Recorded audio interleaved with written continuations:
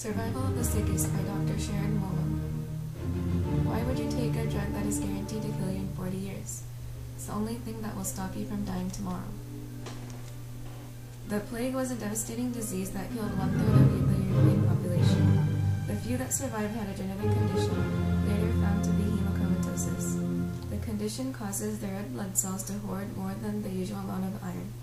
Since the virus could no longer acquire the iron they needed, they died, and thus the people were immune to the plague.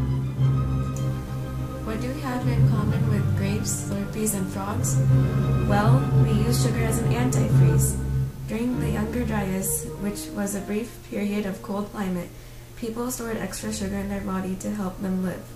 This is why some people inherit type 2 diabetes. Now, 171 million people have diabetes, and they need to make sure to monitor it. Back then, it was essential for survival. Today, since we adjust our climate, this sugar transfers into a disorder. I don't need a favor, homie. Malaria is an infectious disease in which parasites affect the red blood cells and kill them. However, eating fava beans leads to a lack of G6PD enzyme, resulting in oxygen being able to damage the red blood cells. While this would normally be a bad case scenario, people with malaria benefit from it because the oxygen kills the red blood cells faster than the parasite can affect them.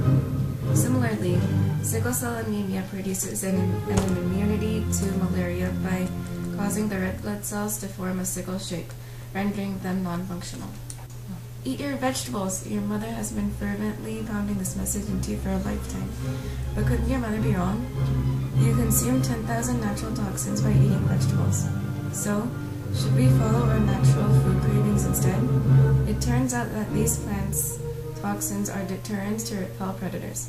For example, clover, sweet potato, and soy have chemicals called phytoestrogens, which affect reproductive capability negatively. However, they also slow prostate cancer cells and the onset of menopause. Pepper toxins lead to a burning sensation that can selectively degenerate neurons. In response to these toxins, we have developed a natural alarm, sensitivity to bitterness. Ironically, this is almost a disadvantage now and even stirs us away from good food. Are you going to the beach this summer? Not after this. Well, make sure you wear your sunglasses as minimally as possible. Sunglasses stop sunlight from hitting the optic nerve and cause the melanocytes from producing melanocyte-stimulating hormone, which produces melanin. Melanin helps prevent sunburns, so wearing sunglasses means more sunburns. The sun is good and bad for you. It produces more vitamin D in the body and destroys cholesterol, but it destroys folic acid, which in pregnant women causes birth defects in their child.